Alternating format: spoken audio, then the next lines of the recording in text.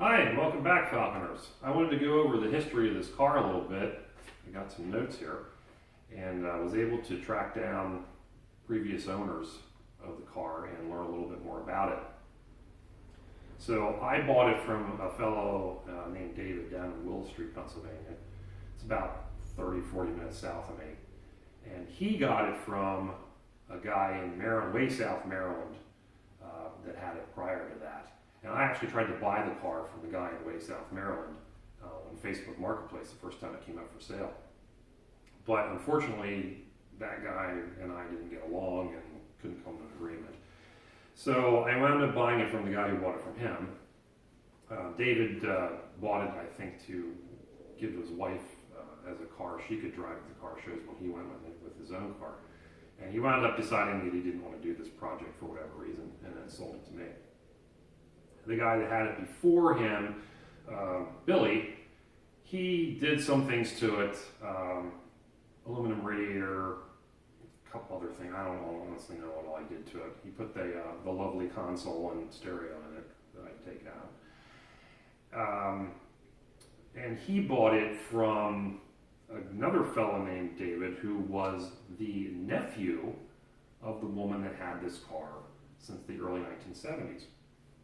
And her name was Helena Worm. And Helena got this car gifted to her by her church in the early 70s after her husband passed away. So I guess the church, maybe she didn't have transportation otherwise, I don't know.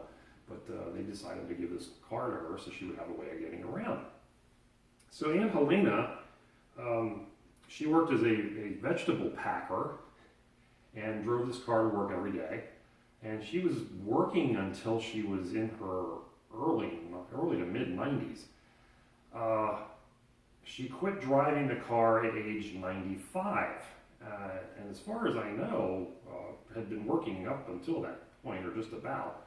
She quit driving it for two reasons. Probably one, she got to a point maybe where she couldn't anymore. And the other is that apparently the car was starting to give her insurmountable problems that she couldn't afford to fix. So Aunt Helena lived to be 97, and then the car sat for about 10 years.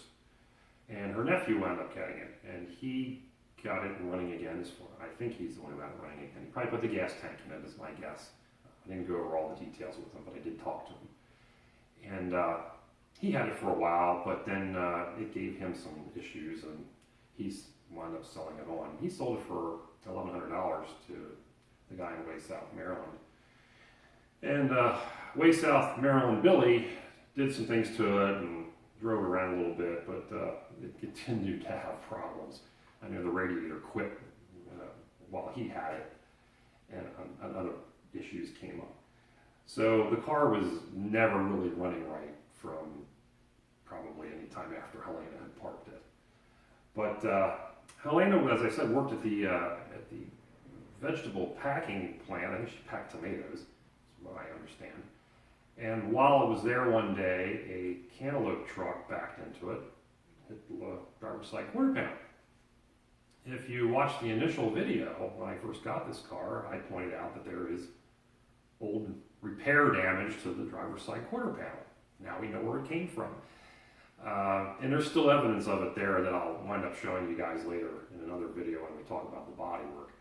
But they did an okay job fixing it and probably repainted the car at that time, I'm guessing.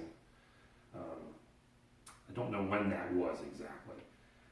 But that explains the damage to the quarter panel. So anyway, Aunt Helena had this car since the 1970s and then quit driving. I didn't do the math on it, but I believe it was the early 2000s.